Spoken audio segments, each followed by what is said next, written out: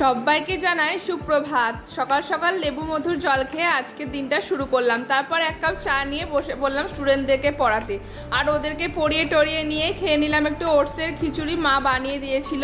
আর সামনে যেহেতু দুর্গাপুজো আসছে সেই জন্য ঘর টর তো পরিষ্কার করা হবেই। আর এই ঘরটা আগের দিন পরিষ্কার করলাম, আজকে কিছুটা পরিষ্কার করে দেখো পরিষ্কার হয়ে গেছে। আর আমার জিনিসপত্র সব সাজিয়ে কি সুন্দর দেখতে লাগছে। আর এইখানটা দড়ি দিয়ে তোষকটাকে বেঁধে রাখা হয়েছে সেই জন্য, কারণ খাটটা নিয়ে গেছে, তোমরা সবাই জানো, আগের দিন ভিডিওতে আমি শেয়ার করেছিলাম।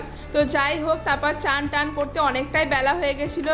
তারপর চান টান করে ঠাকুরের পুজোটা সেরে নিয়ে ভাত টাত খেয়ে বিকেলবেলা আবার স্টুডেন্টদেরকে পড়িয়ে টড়িয়ে নিয়ে তারপর ওদের সাথেই একটু বেরিয়েছিলাম, কারণ কালকে হচ্ছে টিচার্স ডে, সেই জন্য ওরা গিফট কিনবে আমার জন্য, সেই জন্য আমাকেই গিয়ে পছন্দ করে নিয়ে আসতে হচ্ছে গিফটটা। তো বাড়ি এসে তো দেখলাম মা নাড়ু বানাচ্ছে আর বাবার সমস্ত ফল টল কিনে এনেছে, কারণ কালকে বাড়িতে আমাদের আবার লক্ষ্মী পুজোও আছে।